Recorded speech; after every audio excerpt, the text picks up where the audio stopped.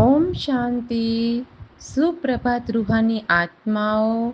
9 अगस्त की अव्यक्त मुरली रिवाइज 2-3-2011 के अनमोल और महत्वपूर्ण बिंदुओं।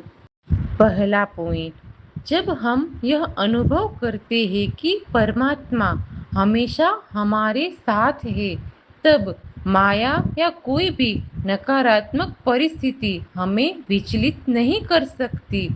परमात्मा हमारे लिए लाइट हाउस की तरह है जो सही दिशा दिखाते हैं। दूसरा पॉइंट, बाबा कहते हैं कि वे कभी अकेले नहीं आते, बल्कि अपने बच्चों के साथ आते हैं, और बच्चों का भी यह वादा है कि जहाँ बाबा होंगे वहाँ हम भी साथ होंगे।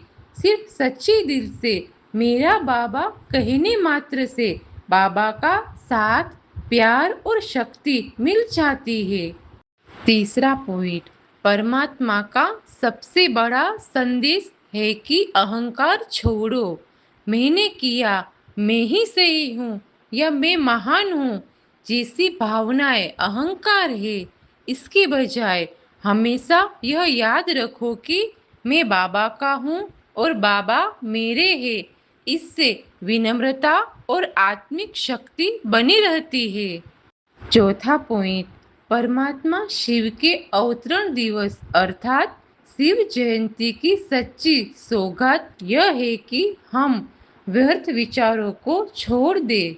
न व्यर्थ सोचे, न व्यर्थ बातें सुने, न व्यर्थ बातों के वातावरण में रंगे, क्योंकि जब मन व्यर्थ विचारों से भर जाता है तब भगवान की याद, मुरली का ज्ञान और अच्छे संस्कार मन में स्थिर नहीं रह पाते।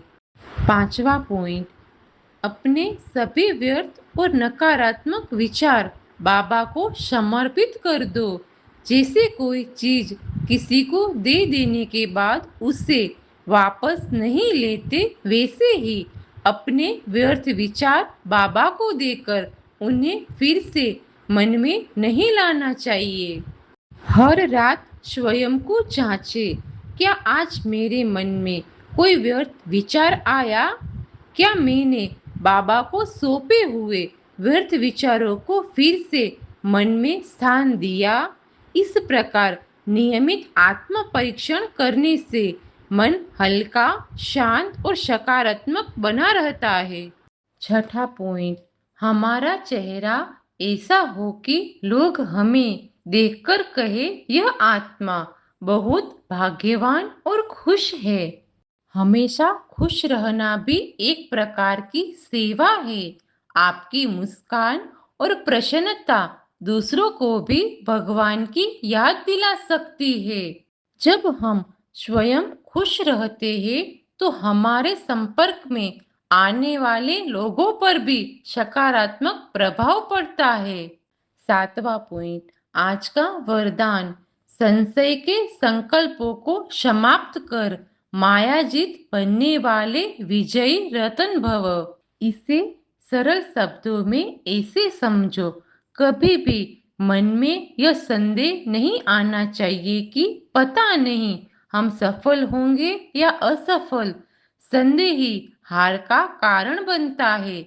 इसीलिए हमेशा यह दृढ़ संकल्प रखें कि हम निश्चित रूप से विजय प्राप्त करेंगे। सफलता हमारा जन्मसिद्ध अधिकार है। जब हम स्वयं को सफलता का अधिकार मानकर कर्म करते हैं तो सफलता अवश्य प्राप्त होती है। इसी प्रकार हम विजयी रत्न बन सकते हैं। इसीलिए जो व्यक्ति ज्ञानवान है उसके मुख से कभी भी यह पता नहीं या न मालूम जैसे शब्द नहीं निकलने चाहिए। आठवां पॉइंट, आज का स्लोगन, रहम की भावना सहज ही निमित्त भाव इमर्ज कर देती है। इस स्लोगन का सरल शब्दों में मतलब है, जब हमारे मन में दूसरों के लिए दया और रहम की भावना होती है तो हम स्वाभाविक रूप से उनकी मदद करने का माध्यम बन जाते हैं। सभी रूहानी आत्माएं इन छोटे छोटे बिंदुओं को अपनी डायरी में लिखे, दिन में कई बार दोहराए और उन्हें अपने दैनिक जीवन में लागू करे। बाबा की तरफ से सभी आत्माओं को याद प्यार, गुड मॉर्निंग, नमस्ते, ओम शांति।